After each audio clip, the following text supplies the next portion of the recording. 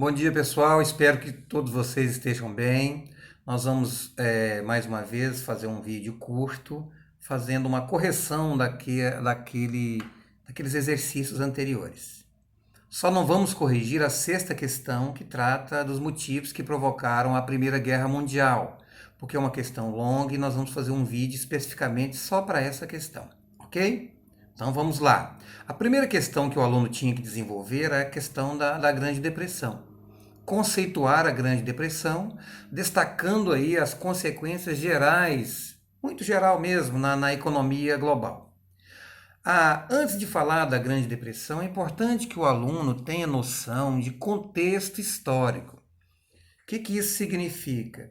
Que antes de eu falar da crise de 29, é necessário que eu entenda que eu preciso retomar no finalzinho da Primeira Guerra Mundial, né? Naquele período em que a guerra acaba e que os Estados Unidos, durante a guerra, vai ser aquele, vamos dizer, um grande negociante com os países envolvidos no conflito, vendia armas, vendiam materiais de alimentos, né, de toda ordem, alimentos enlatados, e agora a guerra acabou. A guerra acabando, esse auxílio, entre aspas, né, dos Estados Unidos em relação aos países da Europa continua. Então, os Estados Unidos vão emprestar dinheiro para que os países da Europa consigam erguer as suas economias.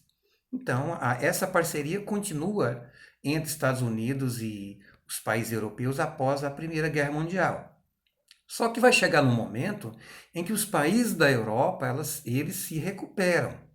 Se recuperando automaticamente, eles vão parar não vão ter necessidade de comprar produtos dos Estados Unidos. Só que os Estados Unidos não tinha já uma grande produção, altos galpões cheios de produtos industrializados e que agora não tem comprador. Então isso começa a gerar em 1929 a crise, a Grande Depressão. Então a crise de 29, também conhecida como Grande Depressão, foi esse momento, né, de forte recessão econômica que vai atingir o capitalismo internacional como um todo, né, na década de 1920. É claro que ele tem origem nos Estados Unidos, mas depois ele se espalha por todos os países do mundo, porque a economia, desde essa época já era uma economia globalizada, as nações não viviam isoladas em relação umas às outras. Ok? Então, nesse momento aí, marca a decadência, né, do liberalismo econômico, daquele momento em que há uma causa, há uma superprodução de produtos, há uma especulação financeira, há uma quebra da Bolsa de Nova York. Só para se ter uma ideia, nos Estados Unidos, após a quebra da Bolsa de Nova York, mais de 9 mil bancos vão realmente pedir falência, mais de 300 mil empresas vão ser fechadas, deixando aí 12 milhões de desempregados. Então, isso é o reflexo desse período da crise de 29, ok? Na questão 2, está pedindo para que você esclareça essa questão. De que maneira o presidente norte-americano Franklin Roosevelt rompeu os princípios do liberalismo econômico para enfrentar a crise de 29? Isso aí é importante.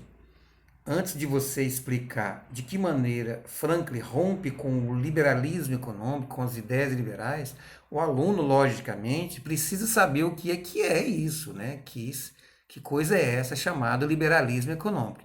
Então vamos ver. O liberalismo é uma teoria social que vários economistas, Adam Smith, por exemplo, é um deles, que vai defender a não intervenção do Estado na economia, ou seja, a economia do país ou dos países se levantam sozinhos, se erguem sozinhos, dentro daquela filosofia da lei de mercado, lei da livre concorrência. Então, isso é o liberalismo, que estava na moda em vários países, e, aliás, está até hoje. Só que nessa época, diante da crise de 29, Franklin Roosevelt vai ter que adotar a política do bem-estar social. O que é essa política do bem-estar social? É uma política que há uma ingerência do Estado na economia, ou seja, o Estado vai, contrariando os princípios do liberalismo, o Estado vai intervir na economia. De que maneira? Lançando um programa de reformas que vai ficar conhecido na história como New Deal. Esse New Deal, essas reformas estão dentro das ideias de um economista muito conhecido, chamado John Keynes, que vai buscar salvar o capitalismo estadunidense, gerenciando por meio de reformas, reformas econômicas, dirigida pelo Estado norte-americano, né? Então, o Estado intervindo na economia. Portanto, diferente do liberalismo, nós podemos perceber aí a interferência do Estado na economia, tentando salvar empregos, salvar vidas humanas.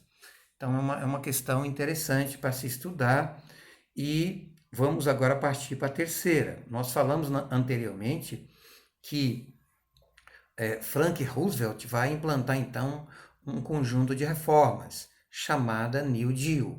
Mas o que é New Deal? Então, o que consiste o New Deal? New Deal foram grandes investimentos pelo governo norte-americano, né, Franklin Roosevelt, em obras públicas, usinas hidrelétricas, pontes, estradas, até mesmo conjunto habitacional, o governo norte-americano construiu. Para qual finalidade? Reduzir o desemprego, fazer com que a economia girasse, fazendo com que as moedas também circulassem.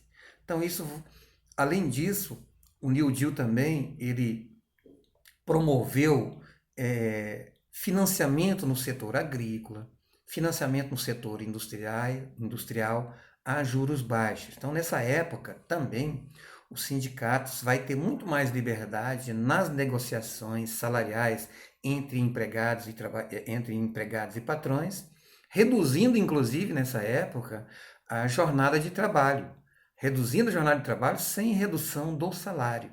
Então, realmente, nessa época foi uma época muito interessante, né? Dessa forma que o governo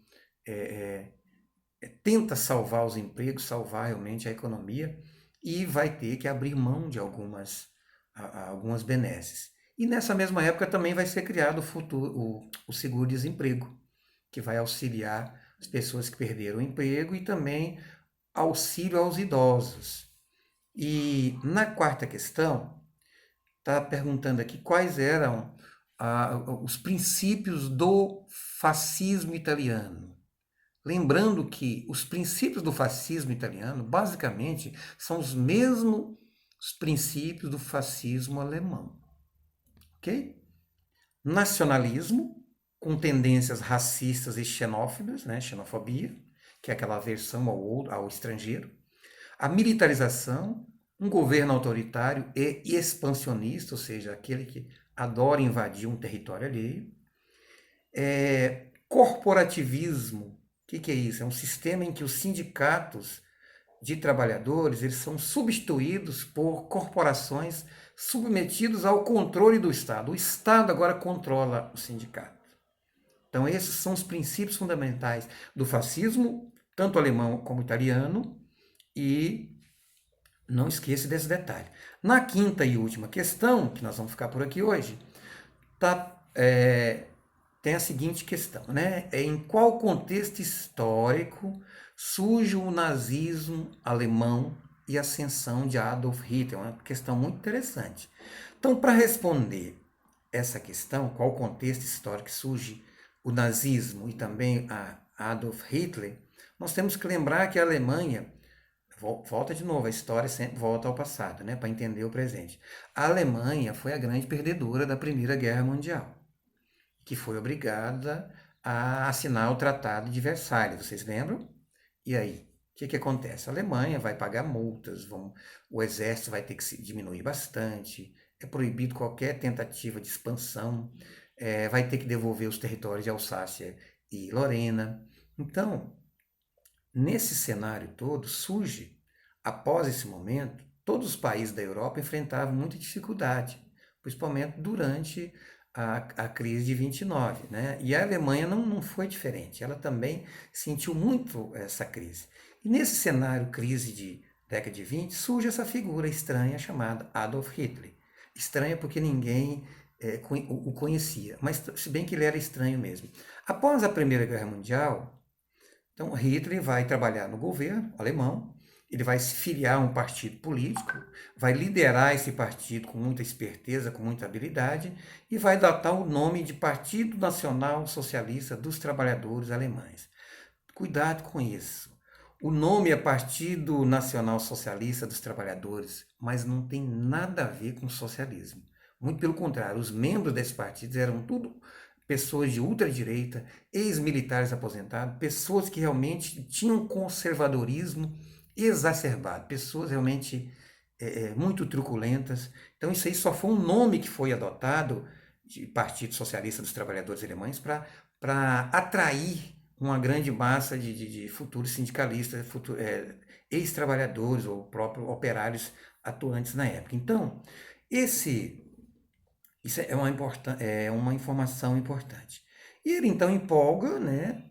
Nessa época, ele faz parte desse partido, ele consegue ser eleito.